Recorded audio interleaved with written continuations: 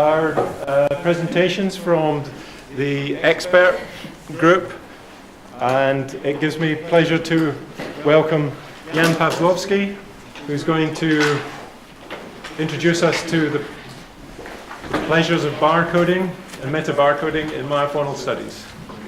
Okay, thank you very much. Thank you for inviting me to this, which I believe very important meeting, and my first visit to Ghent, which is nice also. I haven't seen very much, but I hope I will.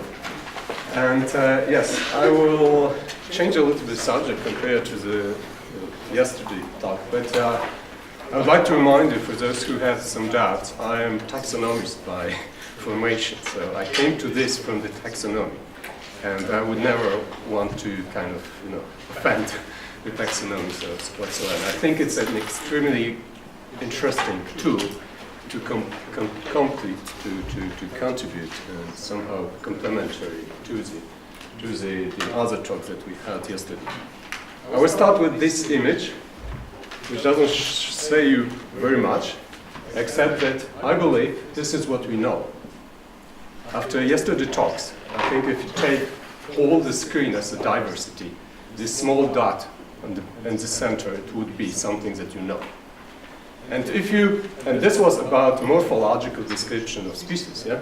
If you go to genetic description, this dot would be probably about 10 times smaller than this. So even worse, there is much, much less of genetic data than there are of the morphological description of species. So this is not what we want. What we want is this. This is a dot in large scale. This is the image of the sequences from the next generation sequencer, Illumina. That's what you can obtain. Each of this dot is a sequence. So you get something like that. If you screen it, you obtain the sequences. You have millions of sequences. So you have an immense possibility to screen, to know what kind of DNA you have in your samples, in taxonomic meaning or genomic meaning whatsoever. So I want to talk about two aspects of this molecular work. One would be the DNA barcoding. So we already heard a little bit about it yesterday. It's not very new. The idea comes from Oliver 2003. It's nice because it's the same zebra, I think, which is there. But it was not on purpose, I don't know. It would be a zebra here. But zebra somehow is a symbol of barcoding for obvious reason. And I think what's cool about DNA barcoding is that is a concept. Okay?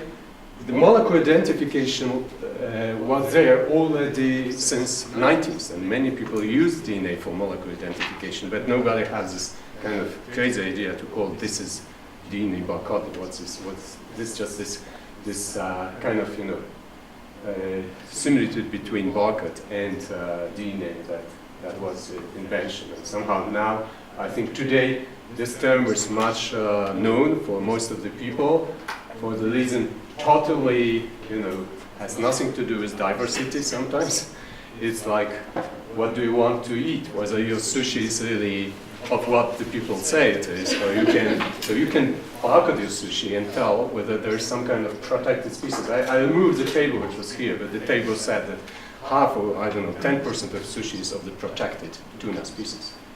So there's plenty of activities going on agriculture and food safety. There are other things like biosecurity, conservation, biomonitoring, and of course, taxonomy. I put it here at the end for the very simple purpose. There is a confusion between DNA barcoding and molecular systematics and DNA taxonomy. DNA barcoding is not molecular systematics. None of barcodes, they should not be there to describe the species. This is the taxonomic work. Barcodes are to identify the species, and that's why we have to take this word, which is very important. DNA barcoding was invented to standardize identification of the nature.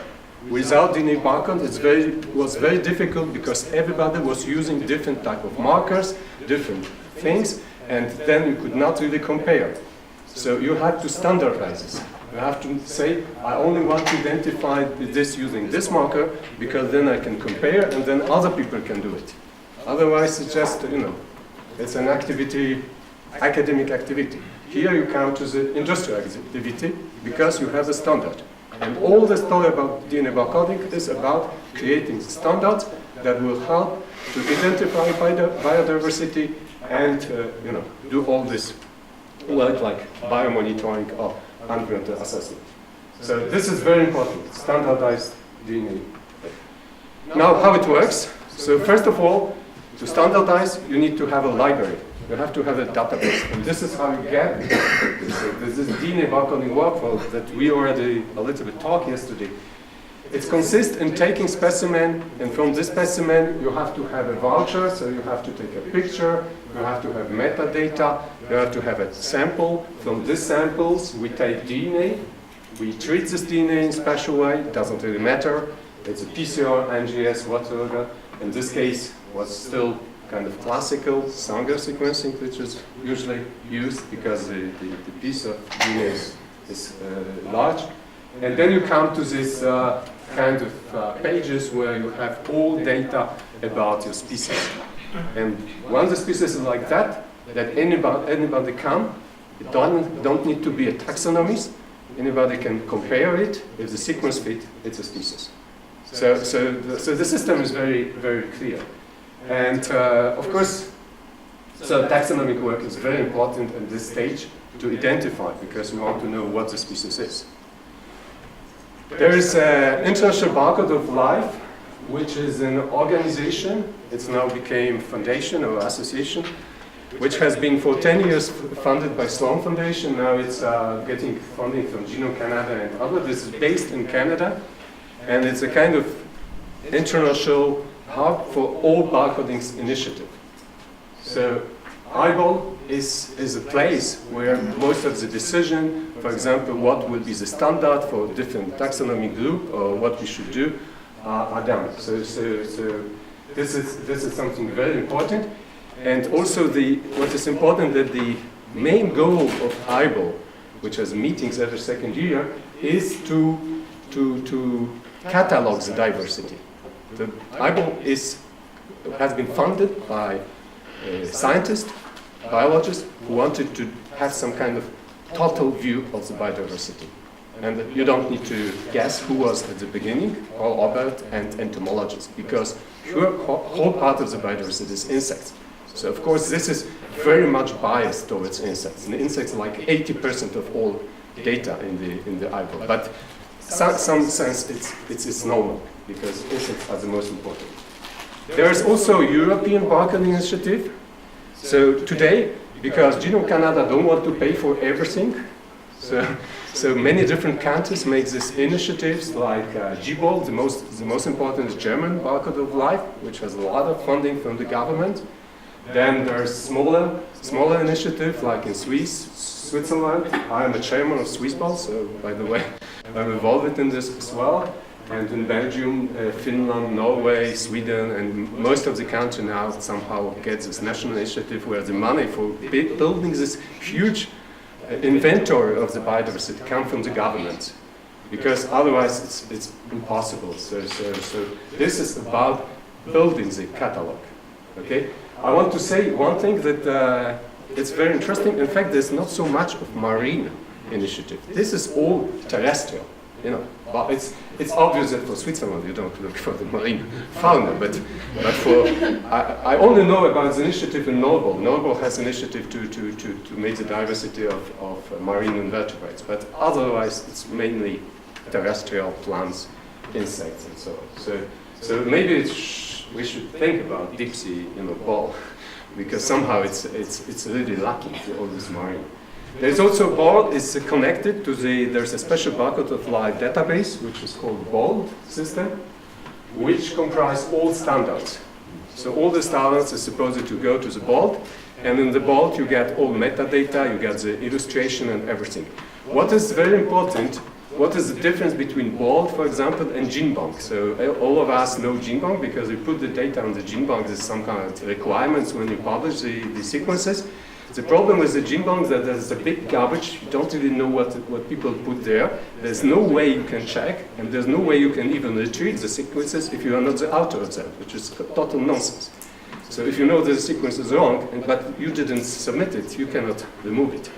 Both is a curated system where you have all the data, including pictures, metadata, and so on. So you can really, it's much more global and much more better, but many data on both, and why I was checking, for example, marine nematodes or things like that, come in fact from GenBank, because GenBank is looking for the data that exists, and Bolt is looking for the data that exists in GenBank and just brings them to Bolt without this metadata. So it's a little bit curious, but whatever. So this is the thing, and for example, for particular groups that do not fit to both system because they don't have a standardized, recognized data, like forums, which is my specialty, we have the special local database, like Forums Barcoding Project, where you can go to the website, it's public, everything is open, you can click, you can find the pictures of the species, description, where it's come from, and sequences and so on. So this is kind of way I would like to avoid it. It would be good if I could put everything to the global database, but as long as this database do not accept all standards for different groups, that's the way to go. And this is for us much easier to also to work with our own database. But so this database is very important. This is the only picture, but for those, I understood that many of you are geologists, engineers. You may never see the DNA sequence, how it looks like. So please, just for biologists, you don't have to look at it. But for those who are not biologists, it's important to understand how DNA barcoding works. So this is the short fragment. You have a conserved region, and then you have a variable region, where the species are different because of these nucleotide sequences. And even well, you can read it, maybe you can read here. So even the species that morphologically has been recognized, like here is the C. alba. This comes from China and Scandinavia and Scotland. So this is this species with this signature, and this species comes from Svalbard. And you don't have to be, any kid can make distinction. You don't have to be a scientist. It's automatic. It's very easy to see that this has nothing to do with this.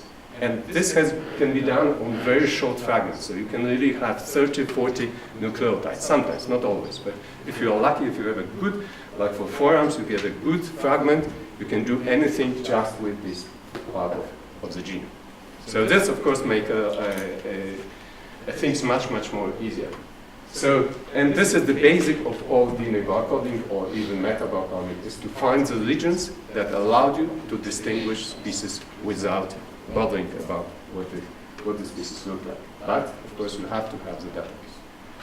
So, in forum case, just I will give you a few examples of what DNA barcoding can do for forums, because this is obvious. We have heard yesterday the talk of Andy, so this is like a complement of the start.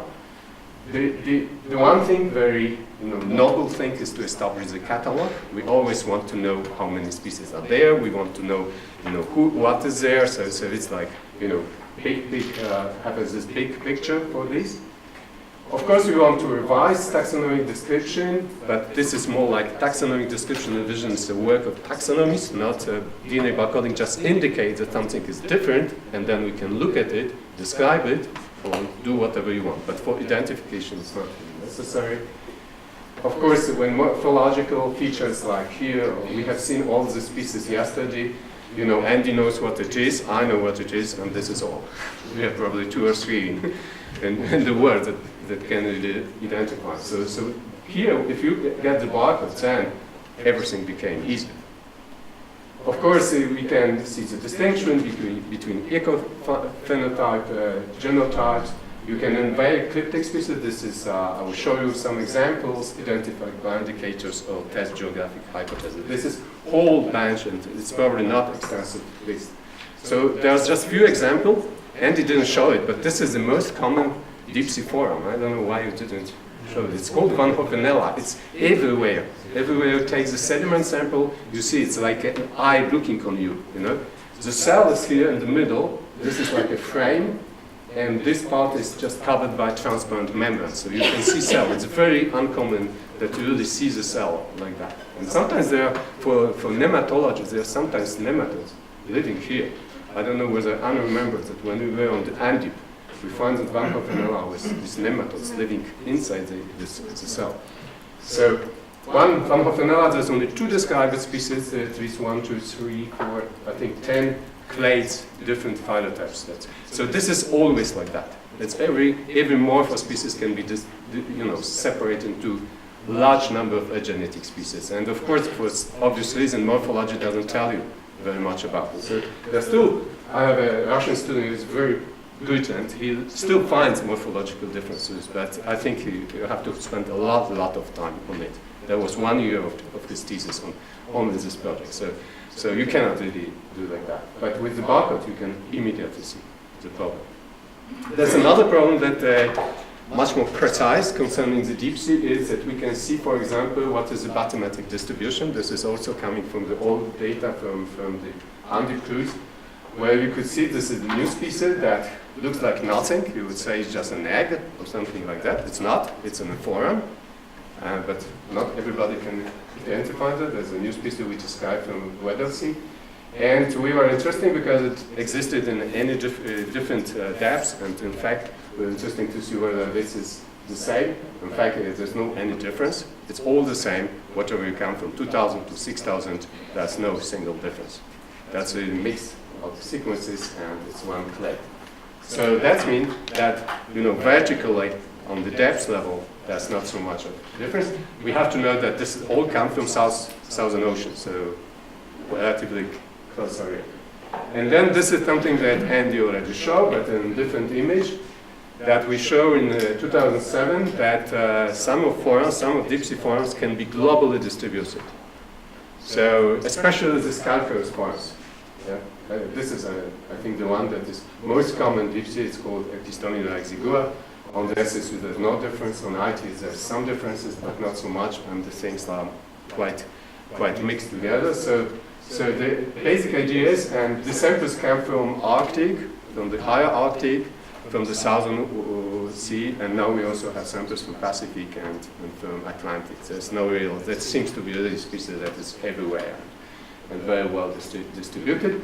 However, when I look now, after 10 years almost on this graph, I would say, maybe there is a structure. Maybe I was a little bit over-optimistic about global distribution of species, because when you see this is, I think, Arctic, this is Antarctic, they don't really mix together on this species, and neither on this one. So maybe this was a little bit too much. Maybe there is the structure, but we haven't seen it and that time. So the question is how much data you have. You have to have a lot of data to understand whether the species are really distributed or not. And if they are globally distributed, of course, the danger for them to disappear is much lower, because here, the same species, by the way, exists also in CCZ zone, so it's really everywhere we go. And some species are obvious. This species is known only from Sweden, has been described in Oslofjord, and this is kind of, I don't know, color-shaped, transparent thing. You would never say that it's alive already. If you would say that it's alive, it's a big success. My students usually don't recognize it at all. I think it's just like a debris. And in fact, it's not. It's a very well, nice forest with aperture. And this is one of these because genus is well defined, so you can have the shallow water and deep sea. It exists in higher altitude and latitude and the deep sea. And you can see the deep sea species are here. There's a clade that come from Weddell Sea, Japan Trench, and Divat, which is Atlantic, Central Atlantic, so everything is the same. But then this comes from Galatea. So there's another like branch that's come with Arctic, and there is another deep sea species that's come from Japan Trench, another species. So there are at least 2 species in Japan. So it's not like every species are everywhere, and I think we have to be very careful about this discussion.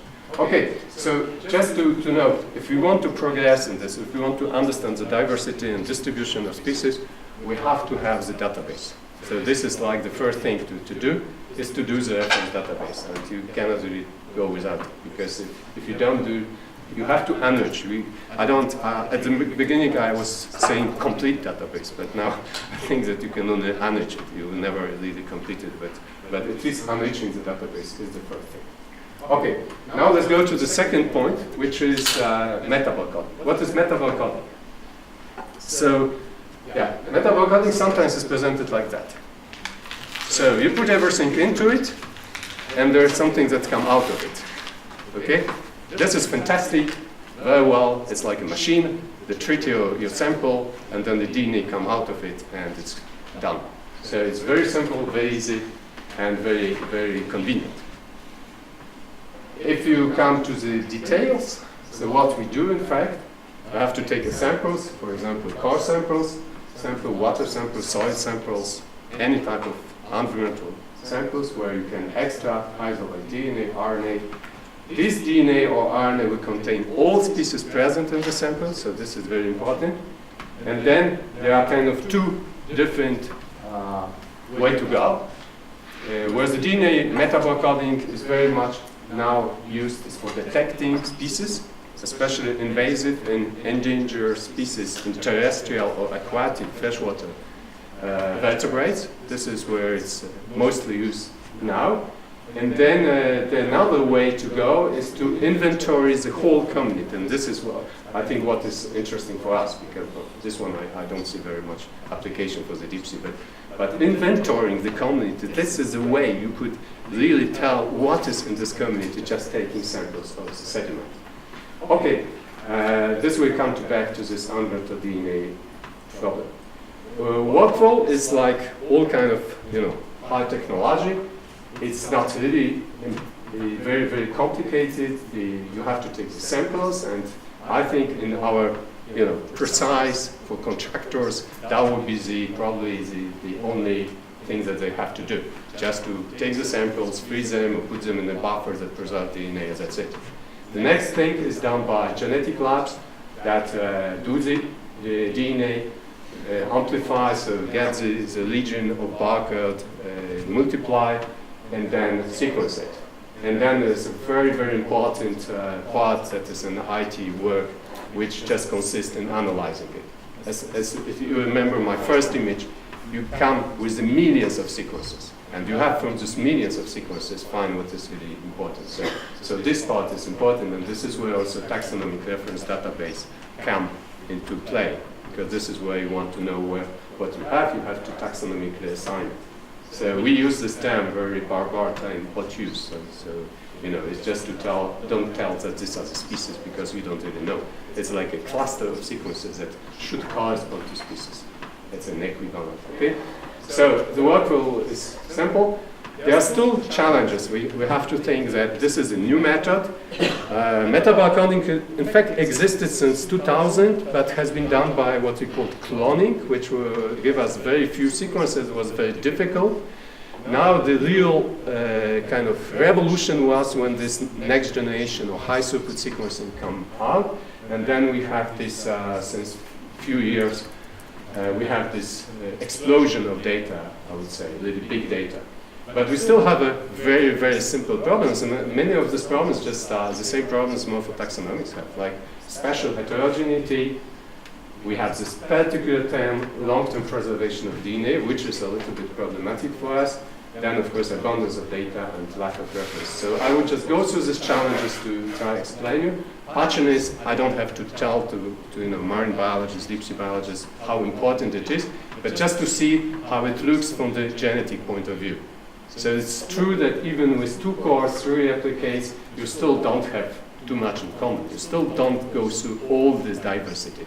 So if you would like to do the guidelines or something like that, we'll have to look how many replicates are really necessary to obtain at least, let's say, 80 or 90% of the diversity that is in the sediment. And it's very comparable to, the things that you have to do for the morphotaxonomy.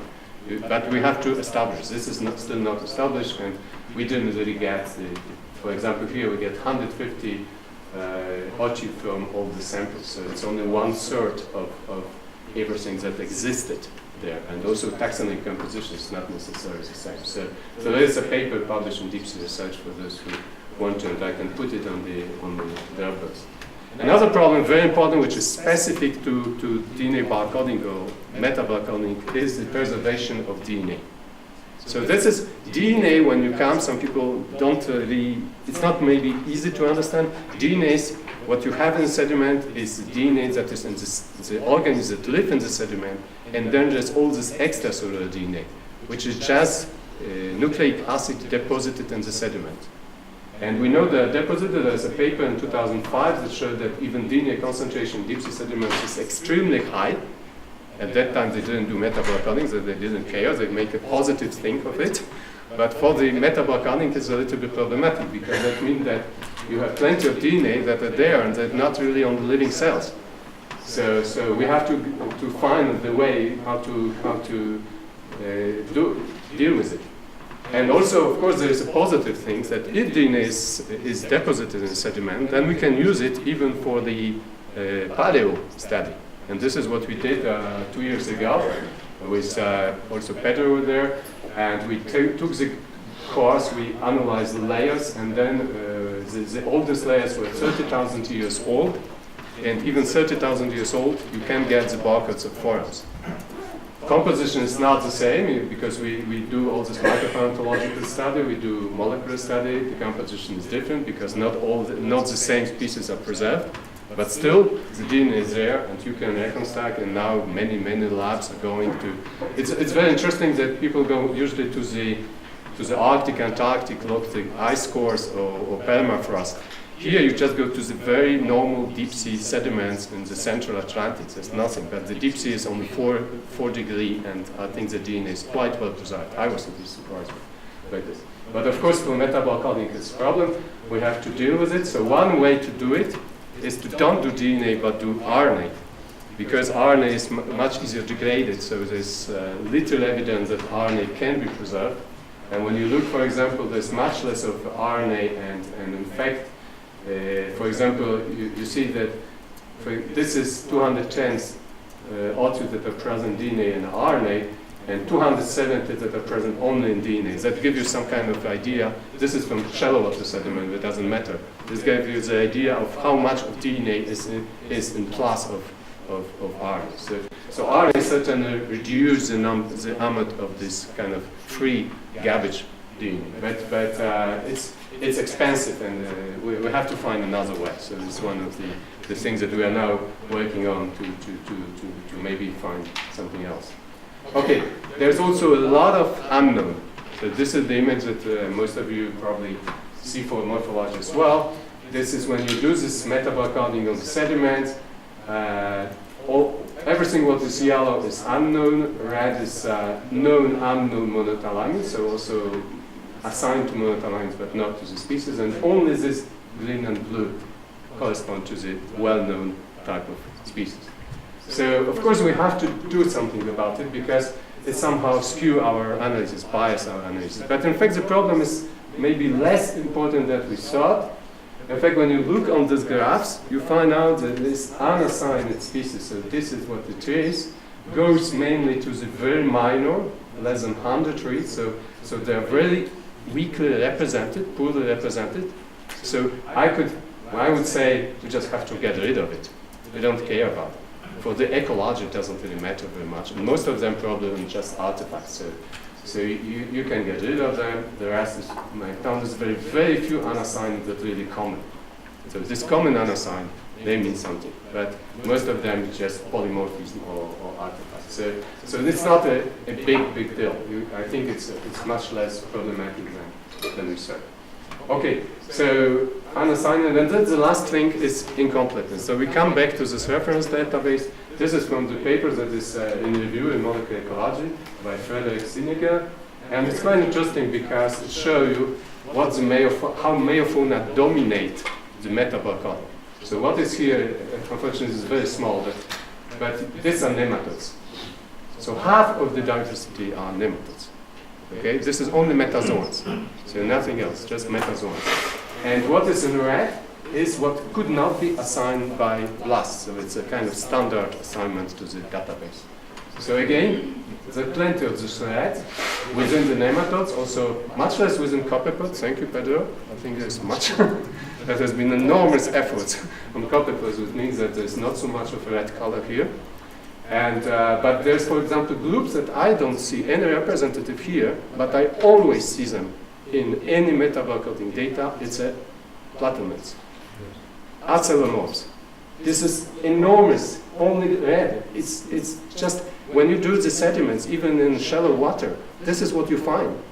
You know, because they probably get very easily DNA to your extraction because they have any shell, nothing. So DNA just leak to the extraction, and there are plenty of platinums that we don't really know. So we try to say that are acelomorph, but what they are really, I don't know. There's also tardigrades, inorans, but they minors. But most of all, it's annelids, platinums, and nematodes. This is what it is about. So all Meiofauna, other things doesn't really minor.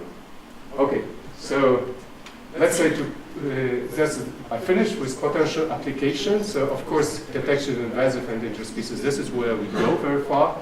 And there's also application environmental impact assessment monitoring. There's a paper, very good paper in Tree, Simon participated, that explain all these aspects of what you can use it. There's also a very good paper in Science that somehow give you the idea. This is that environmental monitoring has to be genetics, that it's much easier.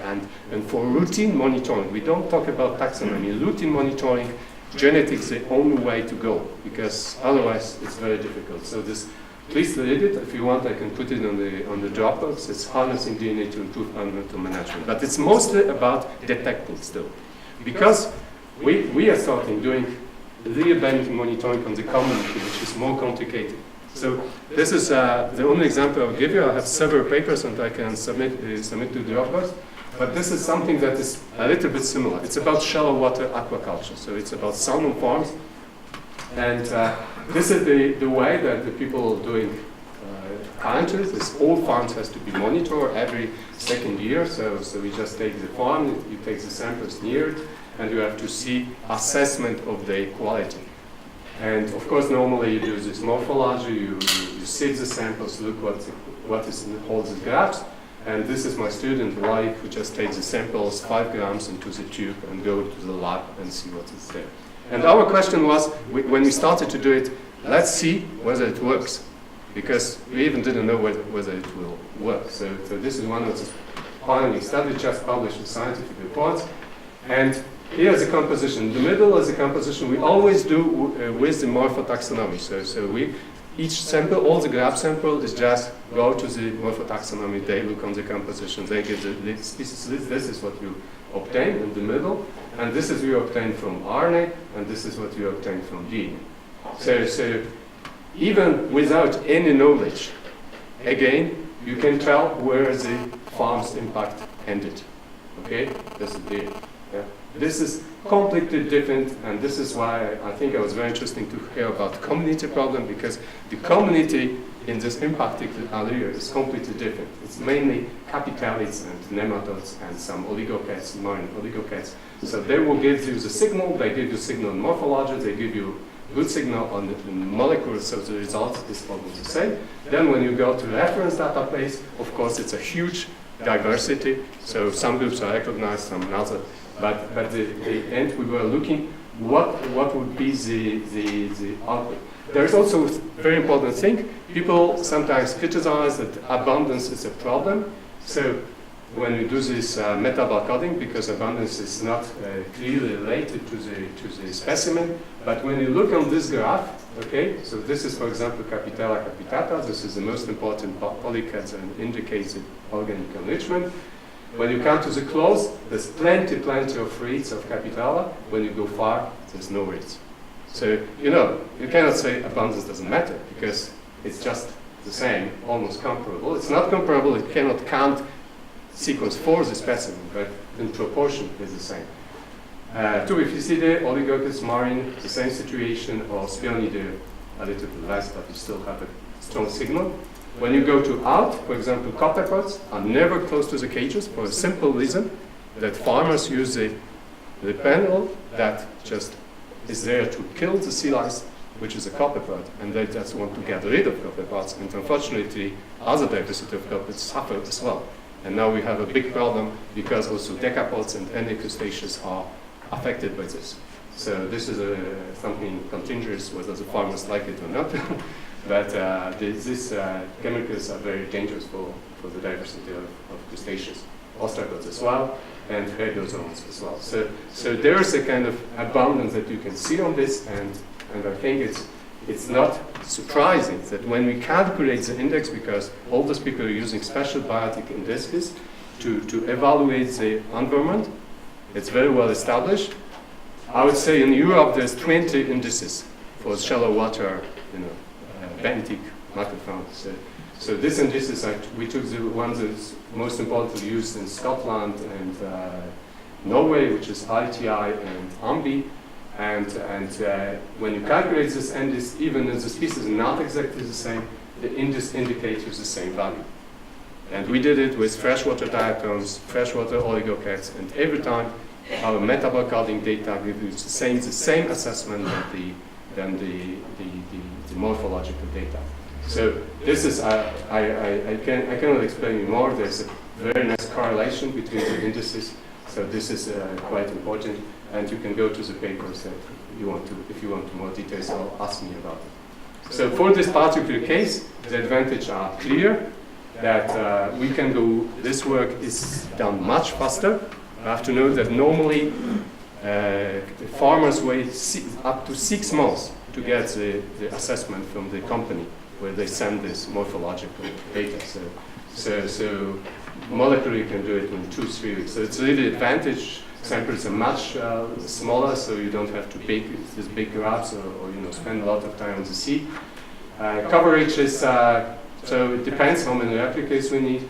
Diversity, of course, we can do many different groups. Here you usually do macrofauna because there's no possibility to do anything else with the morphology. Identification depends on reference database, depends on expertise. So this is important point that this can be standardized and public, so we can easily access this. You can difficult standardize personal expertise. Sensitivity is high because it detects many different taxa. Workflow can be automatized. So there are clear advantages, and I think that for at least this particular case, there will be these methods will be adapted very soon. So, however, to understand it well, to know it, you need 3 things, I think. You need the database that I already talked about.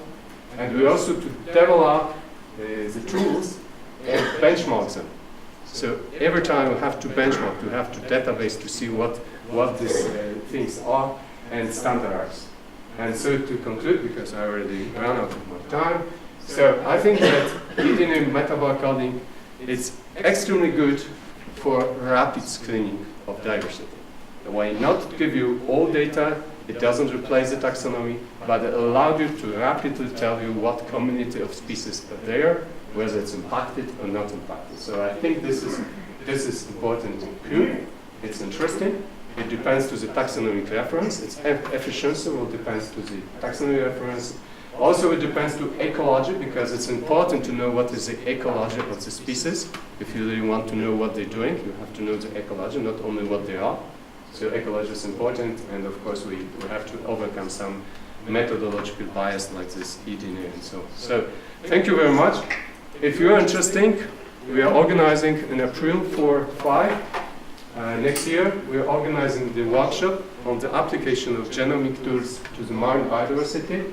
That will be about shallow water, but also a lot about deep sea water. There will be Lisa Levin and many people who are deep sea, and Sandor is one part of this project as well.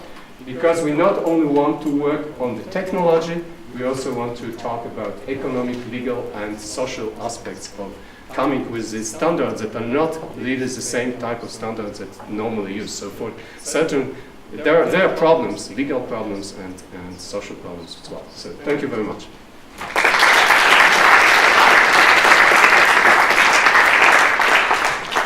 We have time for questions. Yes.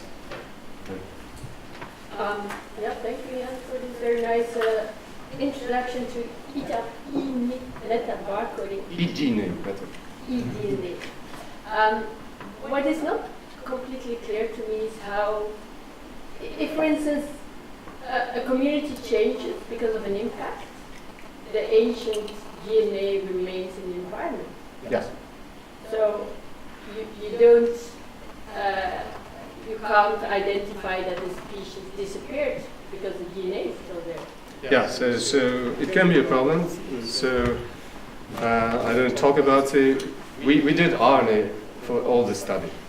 And in fact, RNA fit a little bit better, but still not perfectly. What I think the way to go is just to get bigger fragments of DNA. Because the problem is that DNA is there, what I showed, of course I cannot, because I published it.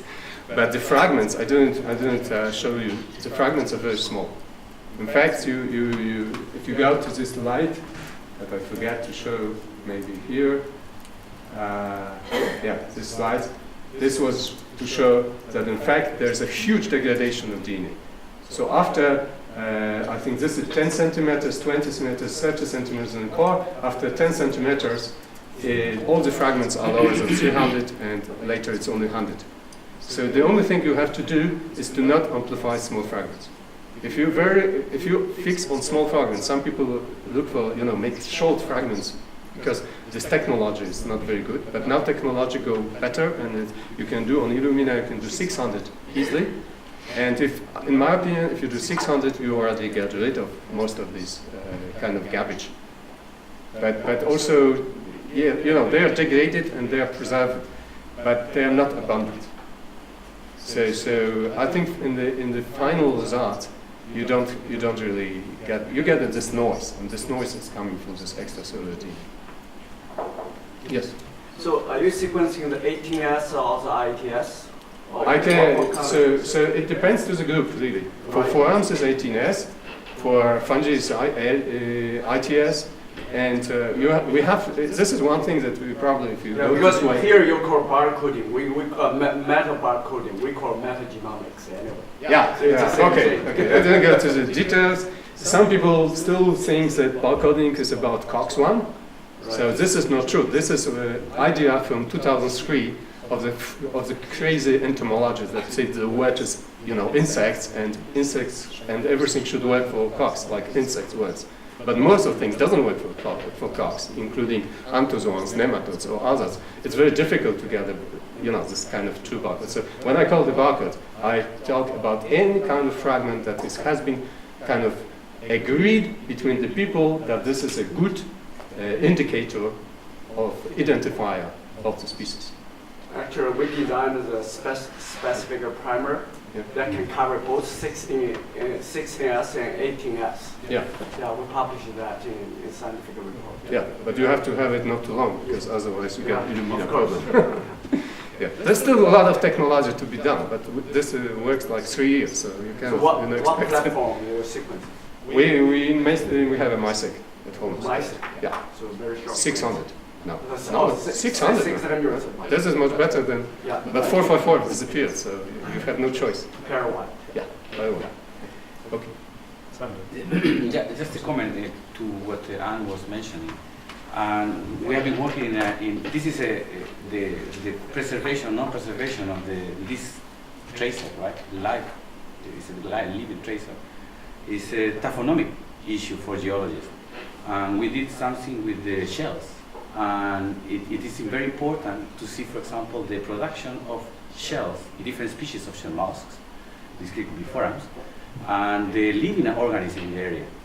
And we found, for example, in the fish farm in Patagonia, that where the fish farms have been more than 10 years, the production of shells, diversity of shells, stopped. So I mean, the living organisms are gone, but the record stays. So it's very similar what's happening with DNA. So it's not for me. I don't see like garbage. On the other hand, I see that what is. But it depends how you look at it. That's right. I'm looking more. You can in look geological positively, point. That's right. geologically, Yeah. or But for that, if you can have the fresh sample and fix the RNA, you sequence the RNA rather than DNA. well, if you really specialist, you know that there's a kind of controversy now where the RNA doesn't stay in the sediment as well. So So how you treat it? yeah, Sample. exactly. RNA is not always optimal. Yeah. Yes, Jan, could I see your fantastic slide where the catchment is, I think, the 1/3 of the whole thing.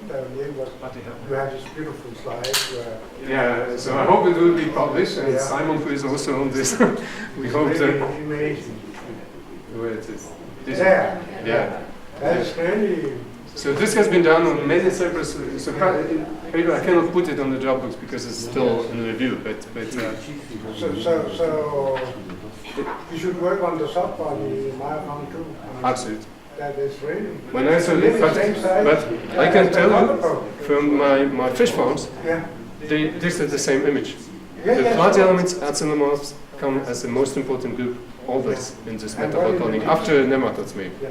But What it's in the deep sea? In the, yeah, and the deep sea, it's very. This is all deep sea, so it's Yeah, really. sure. And nobody really look at it. Yes, Fadil. I think very important is to really make assessment of the accuracy of the method. Absolutely. I like your paper very much from the fish farm, but of course this is an extreme example. You have an extremely impacted environment under the fish farm, and you then compare to controls. And what we thanks God, you also got a difference in the eDNA. Otherwise, we will go around in trouble. But it is a very evident difference. You know, if I can answer immediately this question, it was just on purpose because we said to make a proof of concept, Yes. you have to have something that is evident. So that's why we work on this example. I like the paper, it's a good start. But the question would be, we need to assess, so what is the sensitivity of the method to detect also maybe small changes? Because if we are talking about the deep sea, or maybe I thought in another way, maybe this is a very good method also to detect recovery after impact. Yeah.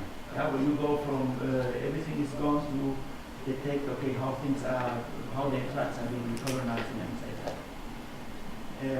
But if you are in an environment that is extremely diverse, and sometimes the differences in the communities are just small difference in abundance of taxa that are there, we need to assess the sensibility of the method to detect also this kind of changes.